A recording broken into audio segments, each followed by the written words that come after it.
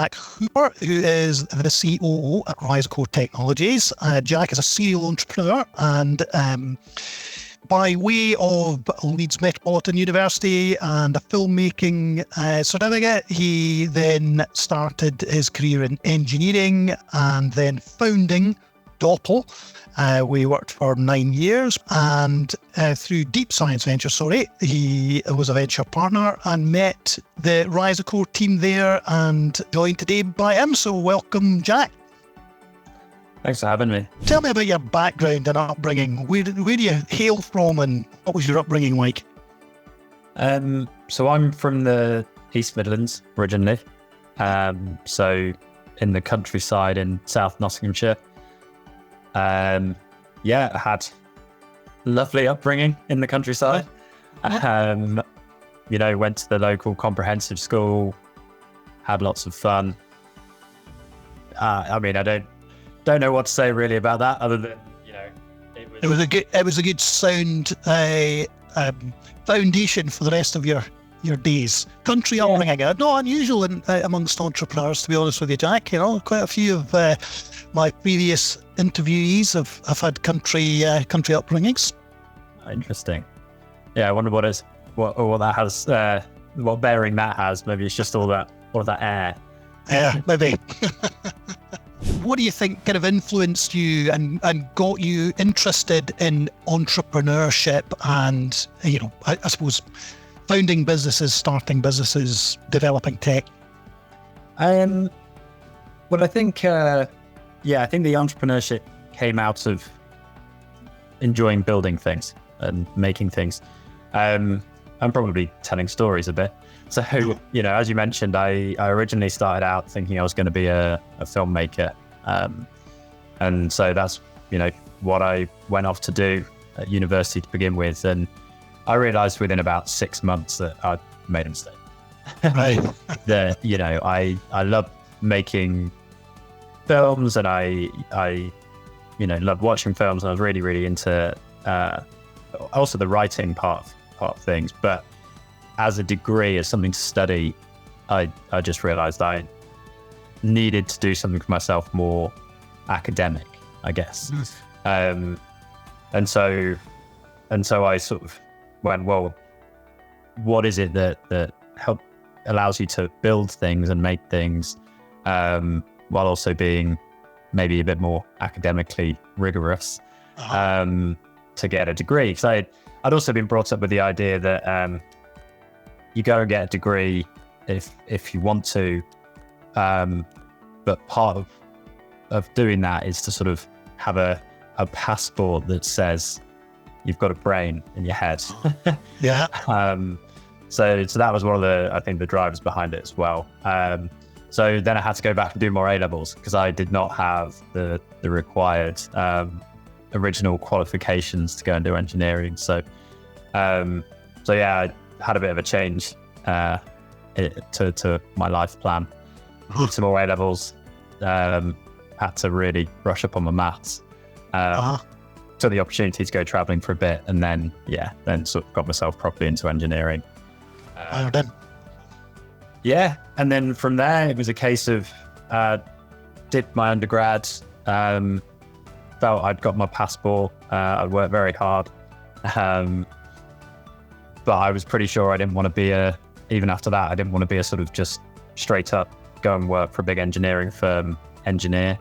And when I found out about the innovation design engineering course, it seemed to be pulling together the different strands, the sort of more the science and the engineering, but also, being at art school and doing the design side of things. And I describe it as the more creative side of things. And that course is unbelievable.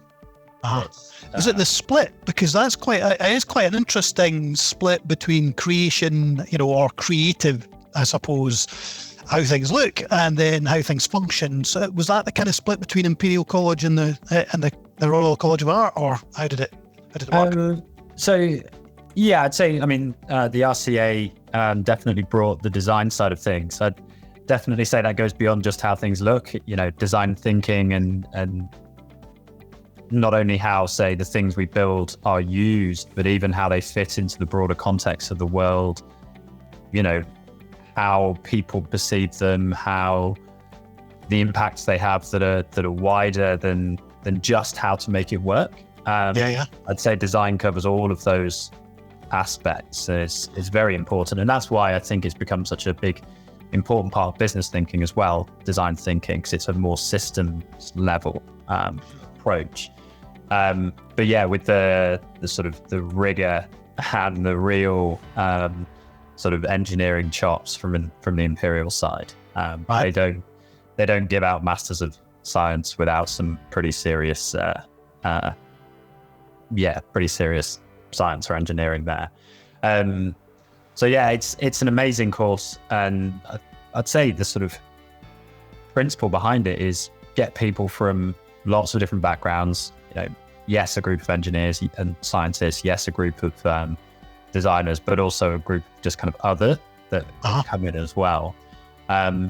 Get people from different backgrounds together. Get that cross-functional sort of different perspectives in a room, and then challenge them to come up with innovation. And innovation gets bandied around, but I'd say come up with something that's both novel and useful.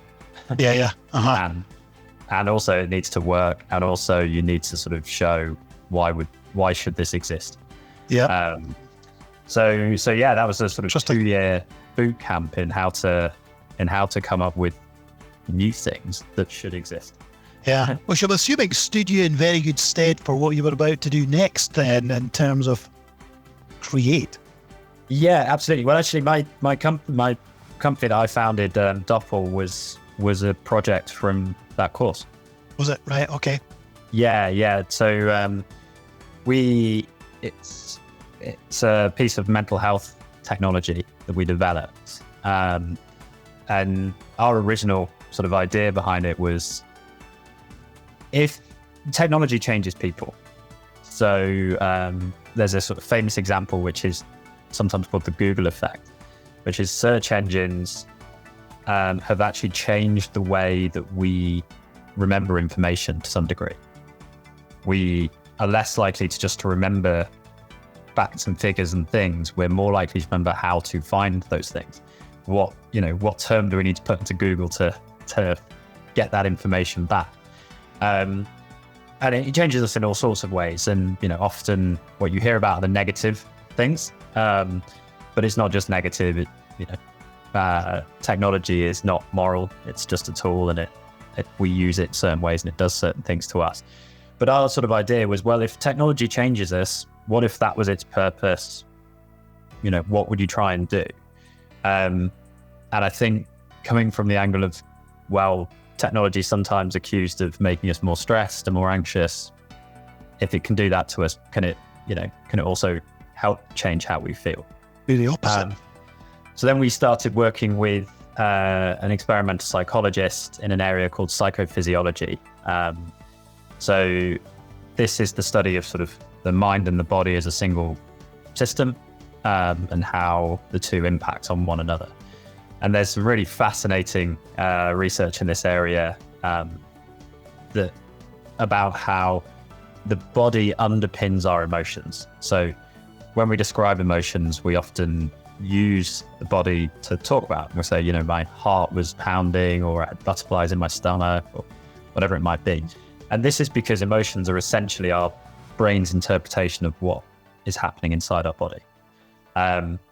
There's also these effects called bodily illusions. So we have some neuroplasticity. So it's our ability to learn, and it's amazing, but it also means we can adopt things that are not ourselves as though they are ourselves. Yeah. And one example is how if you play a racket sport, you forget that you're holding something. It's just you're an extension of you. Yeah, your body schema just goes, oh, well, I know where the ball's going to be. I know where the end of the racket is. But this extends into lots of different areas. And what we came up with, the idea that we had is, well, if we could convince, if your bodily signals are changing how you feel, and particularly biorhythms tell you how stimulated you are, then if we could give you a fake heartbeat, would we then be able to influence how you feel by changing the rate of that heartbeat? And the answer is yes. So, and what we ended up coming up with was, of all the ideas we came up with, this one was we thought it was the simple one. But essentially we take someone's resting heart rate, so when they're calm, and then using a wristband, play a heartbeat-like vibration back to them. Right. And by changing that rate, we can either stimulate or calm someone down. And I think the fairly clear use case for, I think, most that would spring to most people's mind is, if you're stressed out, can you calm down? And the answer is yes. So we demonstrated this. We published papers about it, and off the back of that, sort of launched a company to try and bring it to the world. And we did quite a classic at the time approach. We had a wearable. We went on Kickstarter.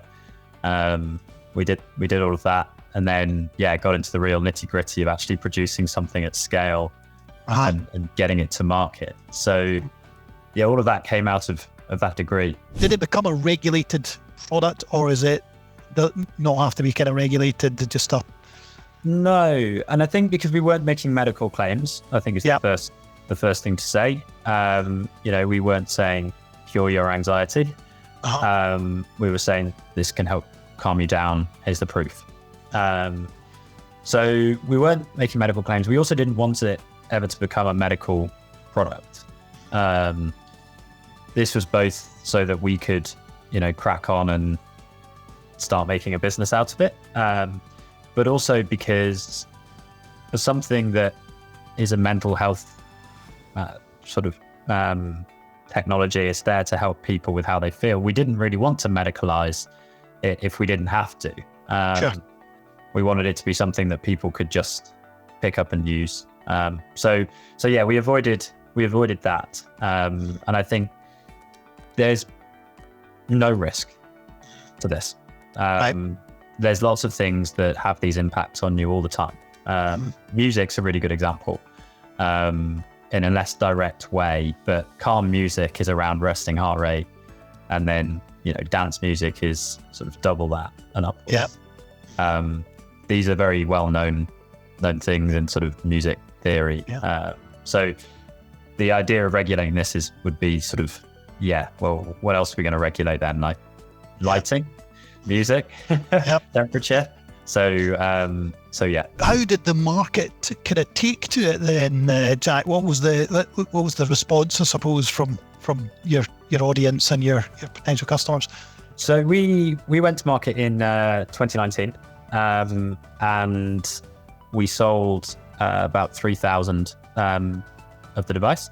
I think we sold a bunch of them to people who probably were very early adopters, but not quite our target customers. Right. But what we really found was, and this is going to sound obvious now in hindsight, but wasn't necessarily obvious to us at the time, was that people with more severe mental health conditions were getting the most benefit from it. And by that, I really mean people with, I guess I'd call it emotional regulation challenges. So PTSD would be a good example of this. It's sort of a maladaptive stress response because of something that's happened in that past. But, more severe anxiety, more severe stress, actually people with ADHD, also there was a slightly different sort of way of using it, but really picked it up as well.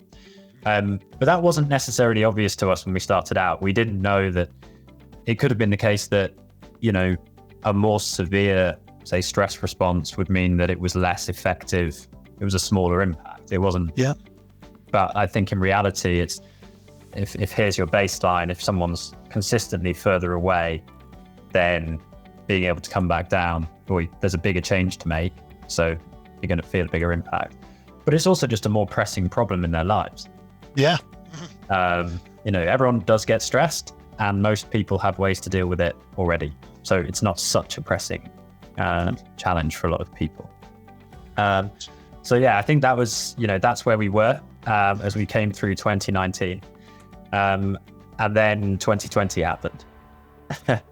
And we, in terms of funding cycles, this is something that the hard lesson in terms of timing is everything. So in terms of funding cycles, we needed to raise money in sort of the first half of 2020, which for obvious reasons didn't happen. Wasn't going to be easy. So, the world stopped for a bit in terms of funding. And that just meant that, we had to slam the brakes on in terms of everything we were doing with the company.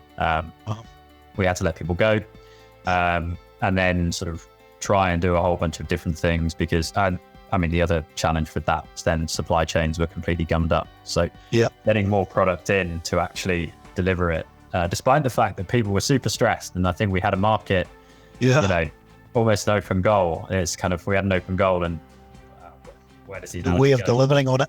Yeah, no football. So, so yeah, that was really, really tough. And we tried to do a bunch of different things over the following years, but ultimately didn't work out. For us. Shame. The IP has been bought. Right. So I'm hopeful that one day we will see a re-emergence of this technology. I don't stand to get much benefit from it, I don't think, but in terms of financially, but I would love to see it get into the real world properly. Yeah.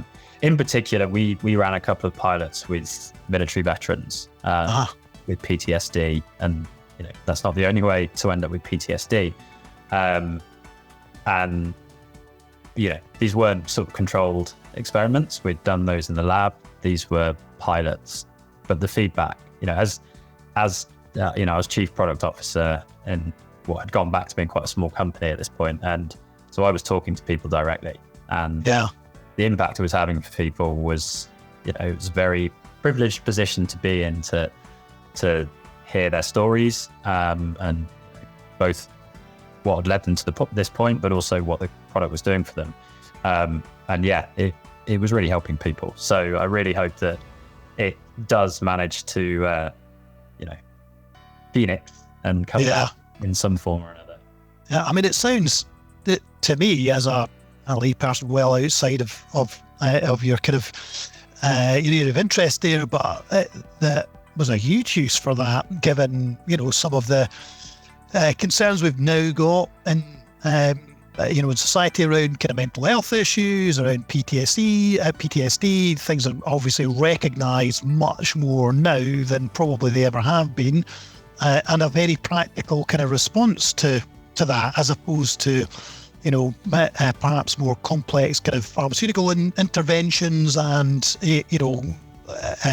more time-consuming, costly interventions around psychiatric or psychological treatments and so on and so forth, because they are very time-consuming, very time and money heavy, I suppose, as a way of doing things. Yeah. It's always going to be one tool in a toolbox of different approaches. It's not meant to be a panacea, but I think there's definitely space for products like that, for interventions like that, which is we always thought of it as kind of the painkiller, the equivalent of a sort of painkiller versus physiotherapy. Yeah. The physiotherapy is very important, but sometimes it's helpful just to reduce the pain a bit. So that's sort of where the analogy that we thought was there. It's kind of ibuprofen for to deal with anxiety is a symptom. When someone has generalized anxiety, it pretty much means we don't know the cause. Rather than it's a symptom of something else. So we can help. We could help deal with the symptom, but definitely still worth working on the underlying cause. So how did it make you feel, the whole kind of 2020 situation? And, you'd obviously put a lot of your life, time, effort, passion and so on into something that sounds to be like a great idea. And yet, 2020 came along and hammered a nail into it. How did that make you feel? obviously, well, at the time, very frustrated. Yeah. Like I said, it felt like there was this open goal that we couldn't, that we had no chance of sort of going for. And I think everyone at that time, everyone had challenges at that time. I don't think, while this is kind of, the outcome is pretty, it was quite a big outcome in terms of where it eventually ended up.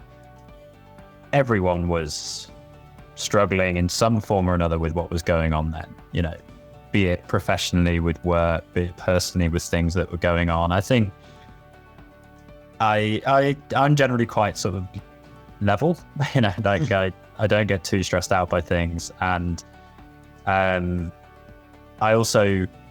think it's important if you are an entrepreneur to not get too sort of, it's impossible not to, but to try not to tie up your own sort of sense of you and who you are and with the company. There's so many things outside of your control. Yeah. There's so many factors at play. You've got to feel comfortable that the work you're doing is, you're working, doing the best work you can. And we definitely made a bunch of mistakes. I definitely made a bunch of mistakes. But, we couldn't stop COVID. We couldn't, we couldn't make, investors start investing again. So you have to be comfortable that you're a small boat in a big ocean. You can do what you can do. And go into it with your eyes wide open. The chances are you're going to fail, even with a great team, great idea, great market. The chances are you're going to fail, and there's an element of luck. I think it's probably something we don't talk about a lot. We talk about, it's okay to fail, it's okay to do this. And I don't think, and also then when people succeed, we're like, amazing, look how great they are and what they did. There should be some acknowledgement that those people are also lucky. That doesn't mean they're not talented. It doesn't mean that they don't deserve it. They totally do deserve it. They work super hard. I've got friends who have exited companies and done really well, and they are brilliant, and they deserve absolutely their success. But they do acknowledge that there's an element of luck. And timing is a huge part of that. And, you could turn around and go, we got our timing wrong. And that's actually not in your control either, really, is it? At the end of the day, I mean, sometimes, perhaps elements of it are, but definitely not all of it, and you just don't know what's around the corner, I think particularly more recently, it would seem that, our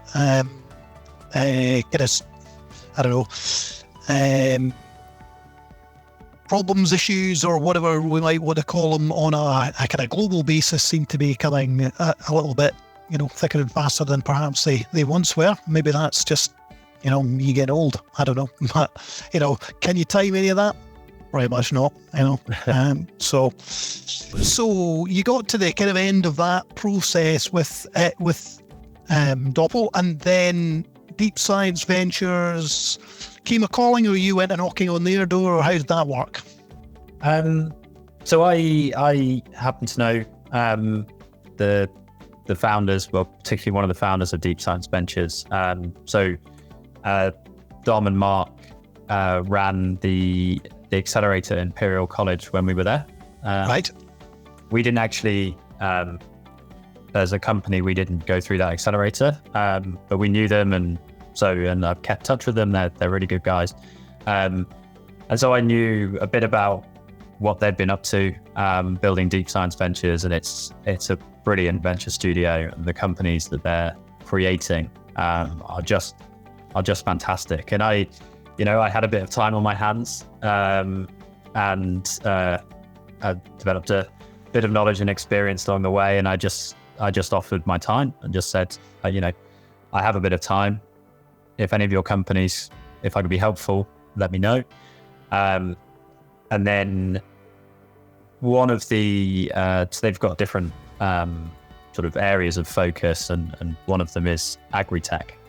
And I think, there was a company within that was building hardware, and obviously I'd been through hardware manufacturing because we made a wearable device.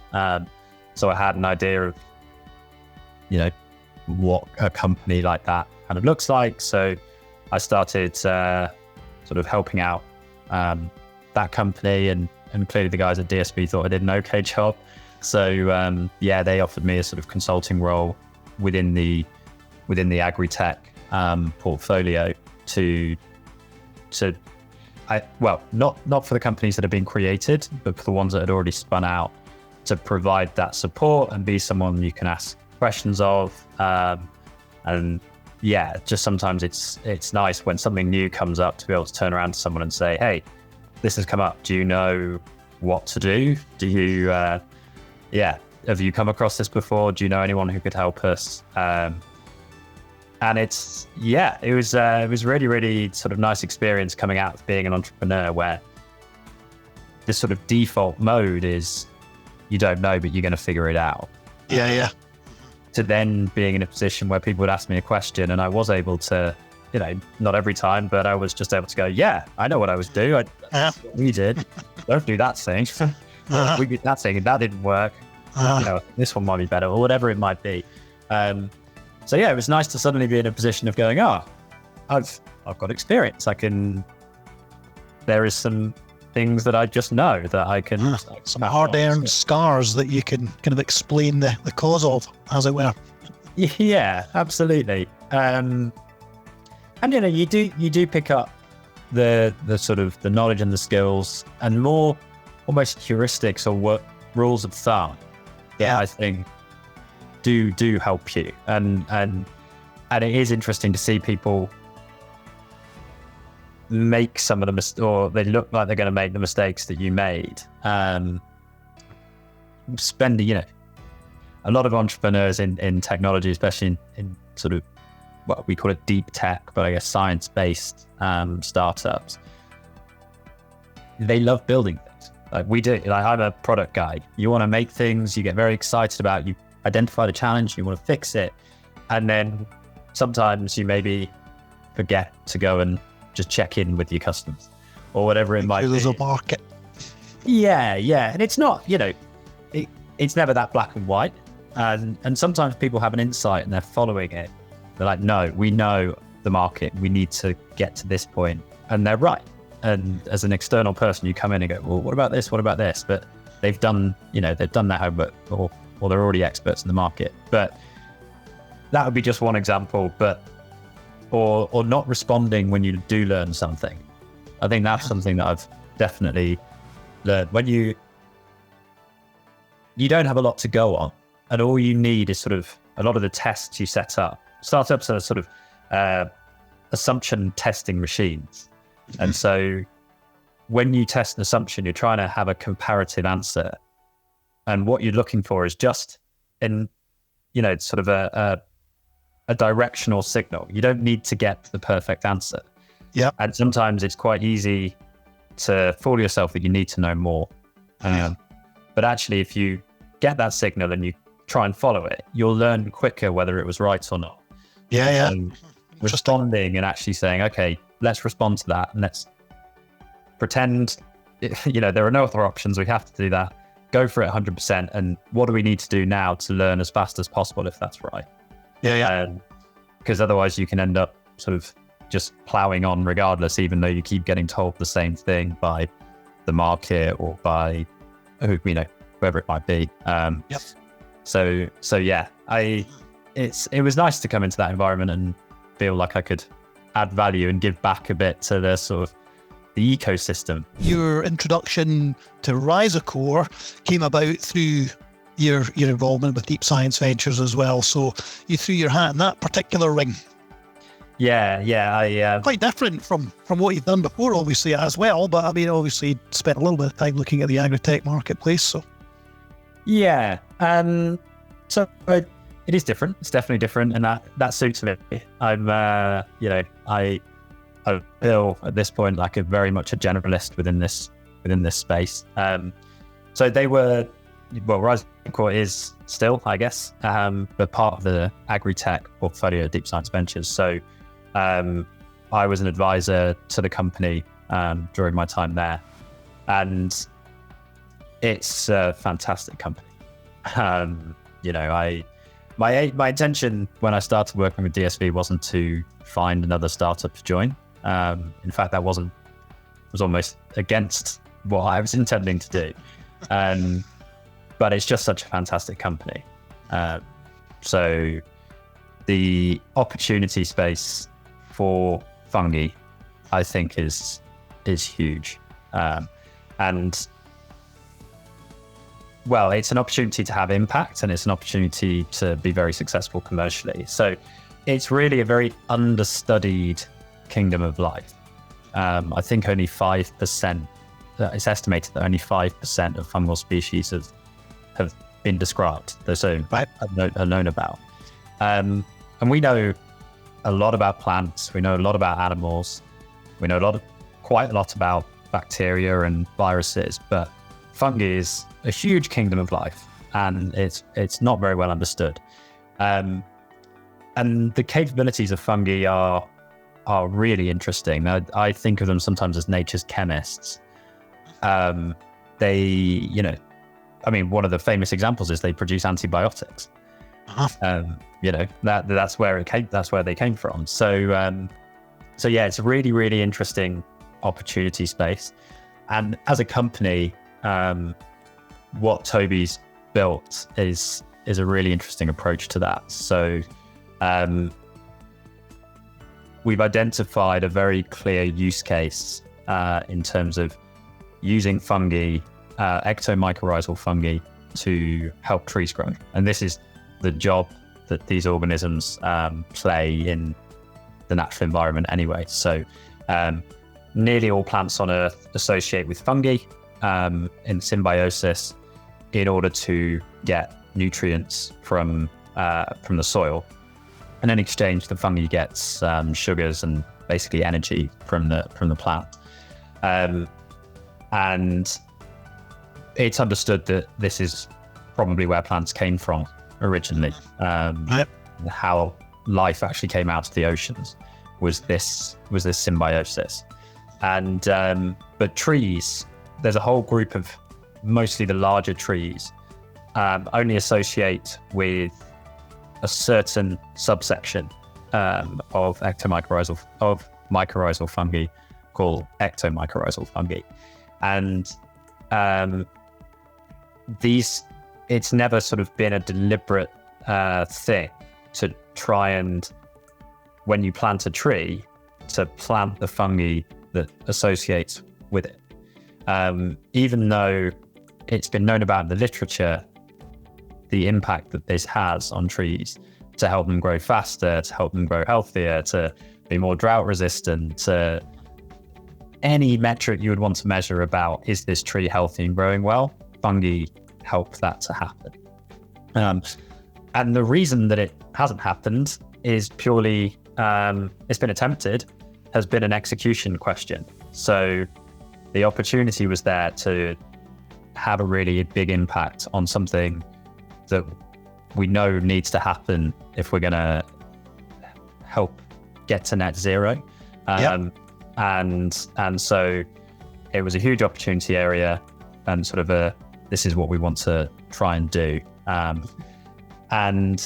But the bigger picture is, by doing that, we're going to build up a huge library of fungal species, which then means we can also be a part in protecting that biodiversity, in discovering that biodiversity, and ultimately utilizing the things that fungi can do for positive impacts, to help the planet, to help people. So it's just a fantastic company and a sort of fantastic mission.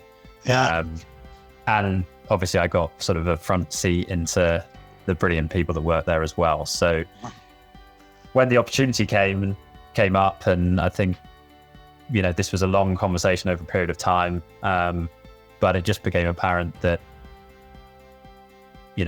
getting someone in who could help execute, who had the experience of building a deep tech company, taking science out of the lab and actually utilizing it, even if it was in a different area, was something that could be beneficial. So ultimately it was a very easy decision to make. Even though on paper it might not seem such an amazing fit, I think the skills are quite transferable. Yeah. We also do manufacturing, like there's also there's engineering challenges. There's things there's that element as well. I mean, it's totally fascinating, actually. And I think actually when you and I first met,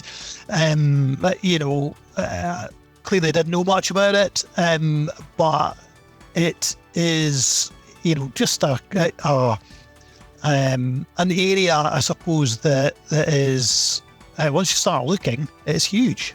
And I came across a film the other day there that I went to with some family members on exactly that, the impact of fungi on on the world, and it is so, I don't know, fundamental to our function and our success, but I really had no idea. But you guys kind of planted that idea in me, and now I know a bit more about it, but by no manner of means anything other than an interested observer. So thanks for that. Appreciate it. Well, I'm really pleased to have that we've helped spark that curiosity. I mean, kind of a similar thing to me. I started really learning about fungi through Rhizocore, through starting to work with the company, and I went, wow, if I'm going to help advise this company, I do need to understand a bit about what's going on. So I had to rapidly sort of level up my knowledge. But there's so many things. The biggest organism on Earth is the honey fungus, which is in the US, and I can't even remember how big it is, but it basically covers an entire state or something. Wow. It's huge. And then the carbon sequestration potential, I think I'm going to say the wrong number, but 19 gigatons or something. Right. Carbon is locked up in just in their bodies, in fungal bodies. One of the impacts we really want to have as a business is to sequester carbon. And the nice thing is we don't claim carbon credits. We supply a product that helps trees grow. That could be for all sorts of different reasons, but ultimately the upshot is going to be more trees surviving, which is more carbon. The trees growing faster and bigger, which is more carbon. The roots growing more, the fungal body growing more. And so we will end up sequestering as much carbon below ground as the trees do above ground. Yeah. And then on top of that, fungi play a really important role in actually mineralizing the carbon that they get from the tree into the soil. So to store it permanently, even if that tree gets cut down or there's a fire, the carbon that's getting mineralized by the fungi is permanently sequestered into the soil. So it's these sorts of things come up and you go, wow, they're so impactful in the world. Have played a key role in the evolution of life. And yet we know so little about them, I think, because they live in the soil and they're in the dark, small, secretive, kind of not secretive, are they? But I mean, precisely. What do I know about it? Mushrooms and fungal, growths on the side of trees and so on and so forth. And you would imagine that if you're kind of completely unschooled in it, that's where it begins and ends, but it doesn't. Fascinating. How have investors been on the journey with you guys then? I mean, you obviously have had some experiences in 2020 that perhaps you wouldn't want to repeat, but how are your investors, with their support and how they kind of engage with you? So, I mean, first of all, I should say I don't blame investors for not investing at the start of 2020. But the investors we have with Rhizocore are fantastic. I think we're very lucky with the investors we've got, with the board members we've got. So, from the early days, I think, so Deep Science Ventures and Old College Capital, so Edinburgh University's investment arm, both fantastically supportive, and so it's very nice beginning this company.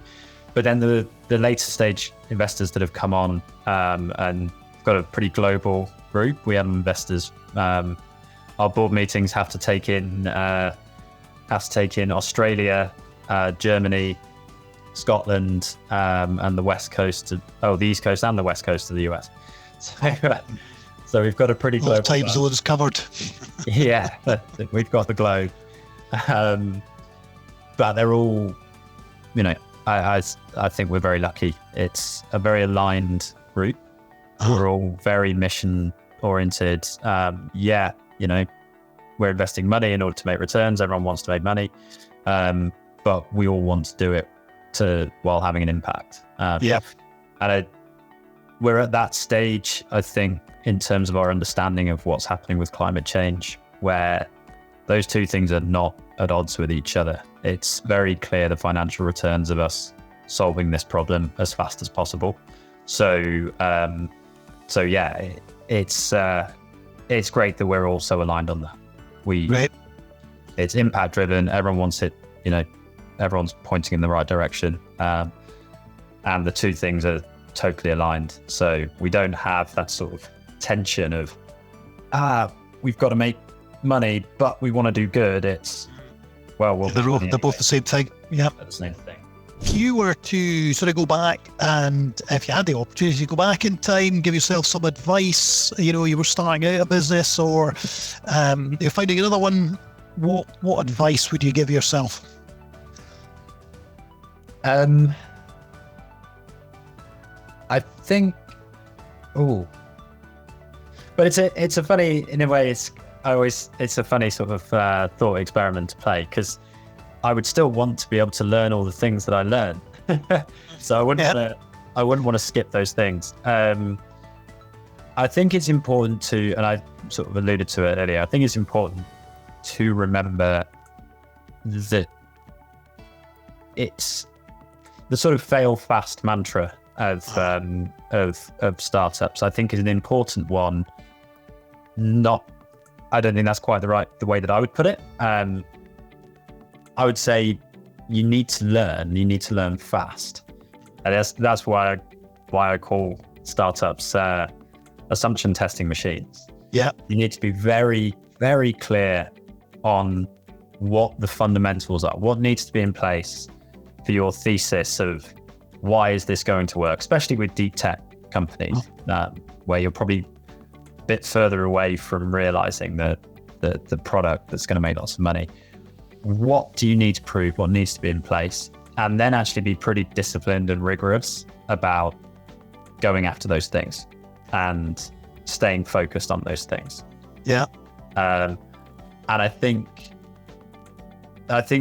something that I would go back and sort of tell myself is you've been told this. It's not like it's something you don't know, but it's, in fact, if I could go back, I would just pop up periodically to remind myself, because it's not something you get told, but being told once probably isn't enough. And just being reminded constantly, delivering a consistency, I suppose, across the period where distractions and events overtake and you get too far. Well, you get twisted away from perhaps your ultimate kind of mission or whatever through no fault of your own, but because you're actually trying to solve problems, push boundaries and all that sort of good stuff. But actually, it's really easy just to take your eyes off the horizon, perhaps. Yeah, absolutely. And I think, as an individual, the biggest thing you have to lose, it's been my career, so of course I think it's a great thing to do, but I think the biggest thing you have to lose by diving in and doing something yourself like this, by being an entrepreneur, it's opportunity cost. It's what else could you be doing with this time? And you don't want to waste time on something that isn't going to work. Yeah. So what really needs to be true for this to be compelling? What really needs to be true? And it's a skill that you need to develop, I think, and keep working on, is how do you identify the assumptions and how do you decide which ones are important and then how do you test them as fast as possible? And so, I think that's probably the biggest sort of learning. And it's, once again, you can read lots of books that say the same thing. I'm not, this isn't some unique insight, but you learn it the hard way by being in it, and then realizing that you get distracted by something. You don't even realize it's a distraction. You achieve it and you're like, great, done this thing. And then you kind of realize, oh, this hasn't actually moved us forwards on the most important path. It was probably a tangentially, useful thing to do. And it's never a straight line, and it's, there's theory and there's reality. But you don't know what you don't know. Yeah. That would be my advice to yourself. Advice to myself. It sounds like a sticker you have like a bumper sticker or something, but I heard someone say it's the main thing is keeping the main thing the main thing. I think it's fair. And stay focused and test your assumptions. I think you're what I've seen in the past is you have a finite amount of startup juice, which is kind of all about the passion and the energy and the kind of force of nature to make things happen.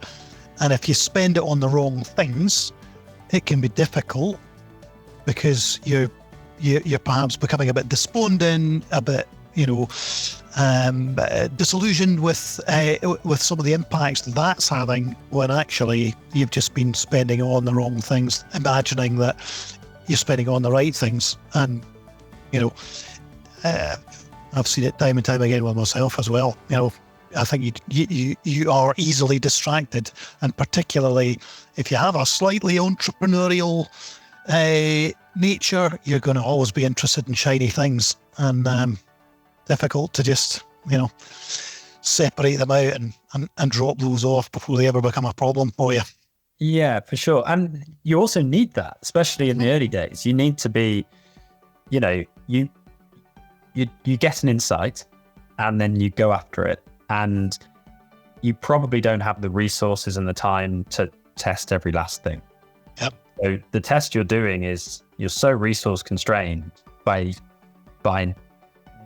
natural forces. You're focused and you go and you bang, bang, bang, bang, bang, and then you get to a certain point, and then you can get some resources, and then more opportunities are possible.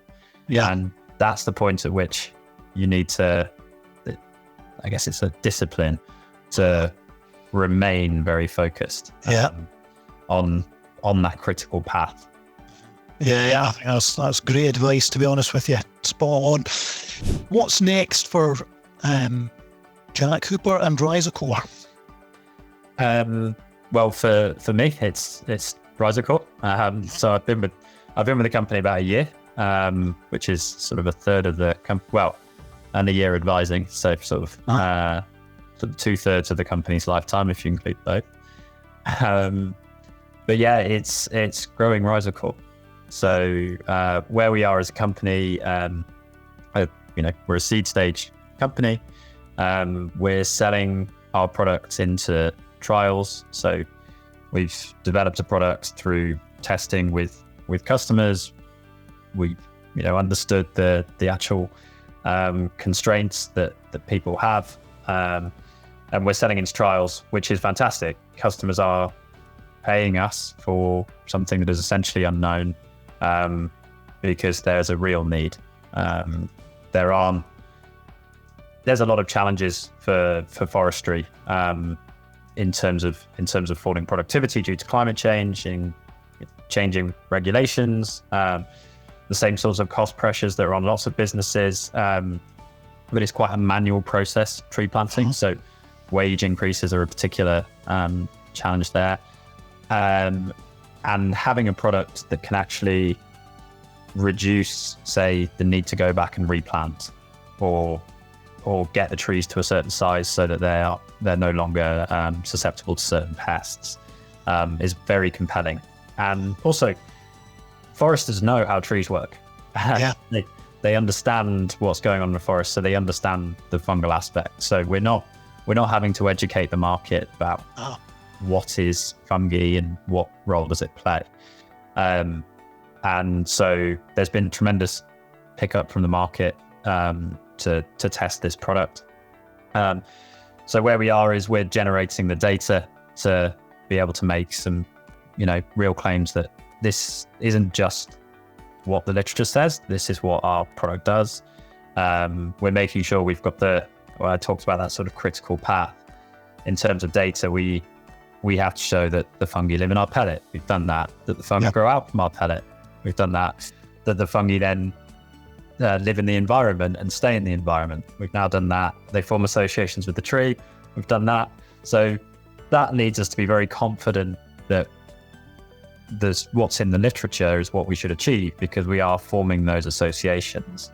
And now we're starting to get first year data back on what happened in the relatively small number of trials we planted last year after just 1 year. And obviously this is a 40-year ultimately crop, but we want to be able to show reduced sapling mortality, increased growth in those early years. We think the data we'll generate in the first 1, 2, 3 years is going to be enough to really be convincing, because we can help with that, not having to replant, because we can help get to a certain stage of maturity within that time frame.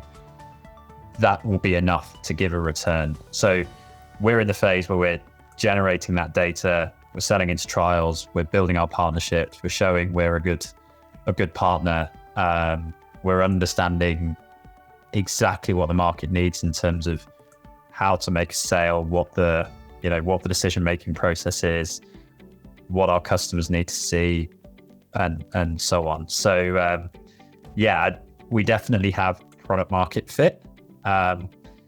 We do need to show some data points and really get our, I guess it's product go-to-market fit in a way. So things are looking really good. Things are really exciting. The data that we got recently is fantastic. We couldn't have asked for anything more after, like I said, a relatively small number of trials, just 1 year in. It's all pointing in the right direction. Everything's green. All the indicators are green, which is great. So it's, from here it's growing, expanding. We at the beginning of this year, we started a team off in Australia. So we're an international company now, and that's to help balance out our seasonality and get to work with some different tree species.